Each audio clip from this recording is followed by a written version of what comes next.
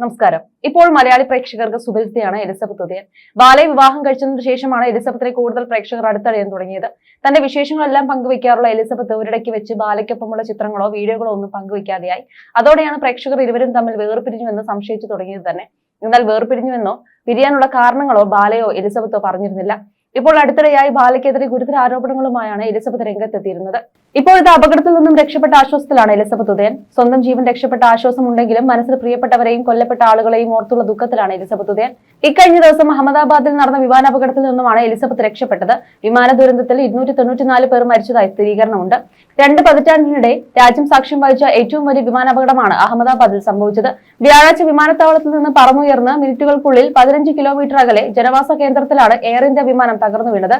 മേഘാലയ നഗറിലെ medical college hostel കെട്ടിടത്തിലേക്കാണ് വിമാനം ഇടിച്ചിറങ്ങിയത്. മരിച്ചവരിൽ ഹോസ്റ്റലിലുണ്ടായിരുന്ന 10 മെഡിക്കൽ വിദ്യാർത്ഥികളും ഉൾപ്പെടുന്നു. കുറെ മൃതദേഹങ്ങൾ കത്തിക്കരിഞ്ഞ നിലയിലാണ്.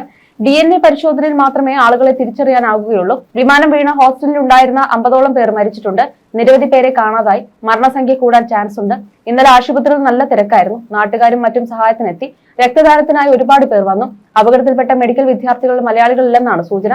നമുക്കറിയുന്ന ആളുകൾക്കൊക്കെ അപകടമുണ്ടെന്ന് അറിയുമ്പോൾ വല്ലാത്ത വിഷമമാണെന്നും എലിസബത്ത് പറഞ്ഞു.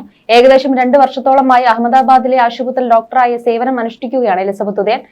ഒരുപാട് ആളുകൾ തന്റെ സഹപ്രവർത്തകർ MBBS സ്റ്റുഡൻസ് ഒക്കെയും കൊല്ലപ്പെട്ടു. ഒരുപാട് പേർ പരിക്കുകളോടെ ചികിത്സയിലാണ്. ഞാൻ സേഫ് ആണെങ്കിലും ചികിത്സയിലുള്ള എല്ലാ ആളുകൾക്ക് വേണ്ടിയും പ്രാർത്ഥിക്കണമെന്നും എലിസബത്ത് കുറിച്ചു. കേരളത്തിൽ കുന്നംകുളത്തിനടുത്തുള്ള ഒരു ഹോസ്പിറ്റൽ ജോലി നോക്കുകയായിരുന്നു എലിസബത്ത്. ഈ അടുത്താണ് അഹമ്മദാബാദിലേക്ക് പോയത്. നടൻ ബാലയുടെ മുൻ പങ്കാളി കൂടിയായ എലിസബത്ത് MBBS പഠനം പൂർത്തിയായ ശേഷം ആണ് ജൂനിയർ ഡോക്ടറായി സേവനം അനുഷ്ഠിക്കുന്നത്. ഒരു വ്ളോഗർ കൂടിയായ എലിസബത്ത് ഇതേ ഹോസ്പിറ്റലിനെ കുറിച്ച് പലവട്ടം സംസാരിച്ചിരുന്നു.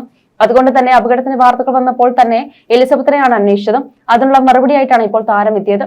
അതേസമയം അപകടത്തിൽപ്പെട്ട വിമാനത്തിൽ യാത്രക്കാരും ജീവനക്കാരും ഉൾപ്പെടെ 242 പേരാണ് ഉണ്ടായിരുന്നത്. ഇതിൽ 241 പേരും കൊല്ലപ്പെട്ടു. ഇന്ത്യൻ വംശജനായ ബ്രിട്ടീഷ് പൗരൻ വിശ്വാസ് കുമാർ എന്ന യാത്രക്കാരൻ മാത്രമാണ് അത്ഭുതകരമായി രക്ഷപ്പെട്ടത്. വിമാനം തകർന്നു വീണ സ്ഥലത്തുണ്ടായിരുന്ന 29 പേരും കൊല്ലപ്പെട്ടുവെന്നാണ് റിപ്പോർട്ട്. 10 മെഡിക്കൽ വിദ്യാർത്ഥികൾക്ക് പുറമെ 24 പ്രദേശവാസികളും കൊല്ലപ്പെട്ടു. വ്യാഴാഴ്ച ഉച്ചയ്ക്ക് 1:40 അപകടം നടന്നത്. വിമാനം ഇടിച്ചിറങ്ങിയ കെട്ടിടം കത്തി നശിച്ചു. അപകട സ്ഥലത്ത് നിന്ന് ആശുപത്രികൾ എത്തിച്ചതിൽ 80 മൃതദേഹങ്ങൾ തിരിച്ചറിഞ്ഞു. ബാക്കിയുള്ളവരെ തിരിച്ചറിയാനായി യാത്രക്കാരുടെ ബന്ധുക്കളിൽ നിന്ന് DNA ശേഖരിക്കുന്നുണ്ട്. വ്യാഴാഴ്ച കേന്ദ്ര ആഭ്യന്തരമന്ത്രി അമിത്ഷാ അഹമ്മദാബാദിൽ എത്തിയിരുന്നു. ഇന്ന് പ്രധാനമന്ത്രി നരേന്ദ്രമോദിയും അഹമ്മദാബാദിലെത്തി.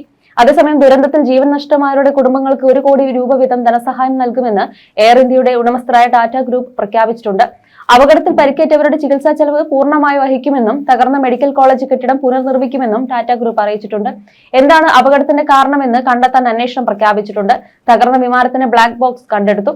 ഇതിൽ നിന്നുമുള്ള വിവരങ്ങൾ ശേഖരിക്കും. പക്ഷി ഇടിച്ചതാണോ അമിതഭാരമാണോ കാരണമെന്ന് അന്വേഷണത്തിലെ വ്യക്തമാകും. അനുവദനീയമായതിനേക്കാൾ ഭാരം വിമാനത്തിൽ ഉണ്ടായിരുന്നത് കൊണ്ടാണ് കൃത്യമായ രീതിയിൽ പറന്നുയരാൻ സാധിക്കാതെ വന്നത് എന്ന തരത്തിലുള്ള വാദങ്ങൾ ഉയർന്നിട്ടുണ്ട്. വിമാനം തകർന്നു വീഴുന്ന സമയത്ത് വിമാനത്തിന്റെ 2 എഞ്ചിനുകളും പ്രവർത്തനരഹിതമായിരുന്നുവെന്നാണ് റിപ്പോർട്ടുകൾ. ഈ വിമാനത്തിൽ സാങ്കേതിക പ്രശ്നങ്ങൾ ഉണ്ടായിരുന്നുവെന്നും ആരോപണങ്ങളുണ്ട്. ഇതേ വിമാനം ഡൽഹിയിൽ നിന്ന് അഹമ്മദാബാദിലേക്ക് എത്തിയതിനു ശേഷമാണ് ലണ്ടനിലേക്ക് പോയത്. ഡൽഹിയിൽ നിന്ന് അഹമ്മദാബാദിലേക്ക് വിമാനത്തിൽ എത്തിയ യാത്രക്കാരിൽ ഒരാൾ ഇത്തരം ഒരു കുറിപ്പ് സാമൂഹ്യ മാധ്യമങ്ങളിൽ പങ്കുവച്ചിരുന്നു. എന്നാൽ അന്വേഷണ ഏജൻസികൾ എല്ലാ വശങ്ങളും പരിഗണിക്കുന്നുണ്ട്.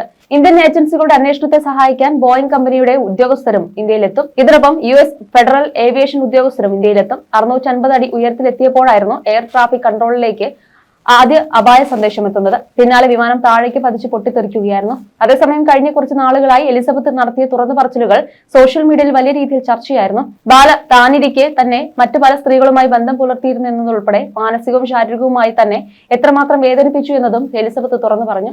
അതത്രയും സോഷ്യലിടത്ത് ചർച്ചയാവുകയും ചെയ്തു. അന്ന് എലിസബത്ത് ആവർത്തിച്ചു പറഞ്ഞൊരു കാര്യമായിരുന്നു തനിക്ക് വധഭീഷണി ഉണ്ട് എന്ന്. തനിക്ക് എന്തെങ്കിലും സംഭവിച്ചാൽ അതിന് പൂർണ്ണ കാരണം ബാലയായിരിക്കുമെന്നും പറഞ്ഞിരുന്നു. അപായപ്പെടുത്തുമെന്ന സൂചന നൽകിയ പല അനുഭവങ്ങളും തുറന്നു പറച്ചതിനു ശേഷം തനിക്ക് ഉണ്ടായതായി ഓരോ യൂട്യൂബ് വീഡിയോകളിലൂടെയും എലിസബത്ത് സംസാരിച്ചുകൊണ്ടേയിരുന്നു. കുറെ കാലത്തെ ഇടവേളയ്ക്ക് ശേഷം അടുത്തിടെയായിരുന്നു എലിസബത്ത് പുതിയ വീഡിയോയുമായി എത്തിയിരുന്നത്. ഇപ്പോൾ നടക്കുന്നത് ചില അപരിചിതമായ നമ്പറുകളിൽ നിന്ന് നിരന്തരം കോളുകൾ വന്നുകൊണ്ടിരിക്കുകയാണത്രേ. സിംഗപ്പൂരിൽ നിന്നാണെന്നൊക്കെ പറഞ്ഞാണ് കോളുകൾ. എന്തുകൊണ്ടാണ് ഇപ്പോൾ ഇങ്ങനെ നടക്കുന്നതെന്ന് എനിക്കറിയില്ല. അതിന് മാത്രം എന്താണ് സംഭവിച്ചതെന്നും അറിയില്ല എന്നൊക്കെ വളരെ ഭയത്തോടെയാണ് എലിസബത്ത് പങ്കുവയ്ക്കുന്നത്. ഒരുപക്ഷെ അറിയാവുന്ന ആരെങ്കിലും പ്രാങ്ക് ചെയ്തതാവാം, ഭയപ്പെടാതിരിക്കൂ, എന്നിരുന്നാലും അല്പം കരുതലോടെ ഇരിക്കൂ എന്നൊക്കെ പറഞ്ഞ് ആശ്വസിപ്പിക്കുന്ന പ്രതികരണങ്ങളാണ് കമന്റിന് താഴെ വരുന്നത്. എന്ത് തന്നെയായാലും എന്തുകൊണ്ടാണ് ഇത്തരം കോളുകൾ വരുന്നതെന്ന് അന്വേഷിക്കുന്നുണ്ടെന്ന് ഒരു കമന്റിന് മറുപടിയായി എലിസബത്ത് പറഞ്ഞിരുന്നു. 2021 ഡോക്ടറായ എലിസബത്ത് ഉദയനും ബാലയും വിവാഹിതരാകുന്നത്. നടനെ സോഷ്യൽ മീഡിയയിലൂടെ പരിചയപ്പെട്ട് ഇഷ്ടത്തിലായ എലിസബത്ത് വിവാഹം കഴിക്കാൻ ആഗ്രഹിക്കുകയായിരുന്നു. ശേഷം ഇരുവരും രഹസ്യമായി താമസം ആരംഭിച്ചു. അതിനുശേഷം ഇരുവരുടെയും ചിത്രങ്ങൾ പുറത്തു വന്നതോടെയാണ് താൻ വീണ്ടും വിവാഹിതനായെന്ന കാര്യം ബാല പുറംലോകത്തോട് പറയുന്നത്. പിന്നാലെ എലിസബത്തിനൊപ്പമുള്ള വിവാഹ റിസപ്ഷൻ സംഘടിപ്പിച്ചു. മാധ്യമപ്രവർത്തകരും യൂട്യൂബ് ചാനലുകളും ഒക്കെ ഇതിൽ പങ്കെടുക്കാനെത്തിയിരുന്നു. പരസ്യമായി എലിസബത്തിന്റെ നെറ്റിയിൽ കുങ്കുമം ചാർത്തുകയും കാർ സമ്മാനമായി കൊടുക്കുകയും ഒക്കെ ചെയ്തു. എന്നാൽ ഇപ്പോൾ എലിസബത്ത് തന്റെ ഭാര്യയില്ലെന്നാണ് ബാല ആരോപിക്കുന്നത്. സ്വന്തം ജീവന് ഭീഷണിയുണ്ടെന്നും തന്നെ മനഃപൂർവ്വം അപായപ്പെടുത്താൻ ശ്രമങ്ങൾ നടക്കുന്നുവെന്നും ആരോപിച്ച് രംഗത്തെത്തിയിരുന്നു. മനഃപൂർവ്വം ആരോ തന്റെ കാറിൽ മറ്റൊരു വണ്ടി കൊണ്ടുവന്ന് ഇടിച്ചുവെന്നും എന്താണ് കാര്യമെന്ന് അന്വേഷിക്കാനായി വണ്ടി നിർത്തിയപ്പോൾ വീണ്ടും 2 പ്രാവശ്യം ഇടിച്ചെന്നും എലിസബത്ത് പറയുന്നു. കൂടാതെ ബാല വിഷയത്തിൽ തന്നെ പിന്തുണച്ചെത്തിയ അഭിരാമി സുരേഷിനെ എലിസബത്ത് പരോക്ഷമായി വിമർശിക്കുകയും ചെയ്തു. വിവാഹശേഷം താൻ പീഡിപ്പിക്കപ്പെട്ടെന്നും മാനസികമായും ശാരീരികമായും വലിയ ഉപദ്രവങ്ങൾ ബാലയിൽ നിന്ന് തുടരെ ഉണ്ടായെന്നും എലിസബത്ത് വെളിപ്പെടുത്തിയിട്ടുണ്ട്. ഭക്ഷണം തരാതെ മുറിയിൽ പൂട്ടിയിട്ടു, കരൾരോഗം മറച്ചുവെച്ച് വിവാഹം ചെയ്തു, വിവാഹശേഷവും പല സ്ത്രീകളുമായി ബന്ധം വെച്ചു എന്നിങ്ങനെ എലിസബത്തിന്റെ ആരോപണങ്ങൾ നീളുന്നു. എന്ത് സംഭവിച്ചാലും ആരോപണങ്ങളിൽ നിന്ന് പിന്നോട്ടില്ലെന്നും ശക്തമായി മുന്നോട്ട് പോകുമെന്നുമാണ് എലിസബത്ത് പറയുന്നത്. നിയമപരമായ സഹായം ലഭിച്ചാൽ കേസുമായി മുന്നോട്ട് പോകും. പേടികൊണ്ടാണ് ഇതുവരെ തുറന്നു പറയാതിരുന്നത്. എന്നാൽ ഇനിയും ഭയന്നിരിക്കാൻ തനിക്ക് സാധിക്കില്ലെന്നും തുറന്നു പറച്ചിൽ തുടരുമെന്നും എലിസബത്ത് പറഞ്ഞിരുന്നു.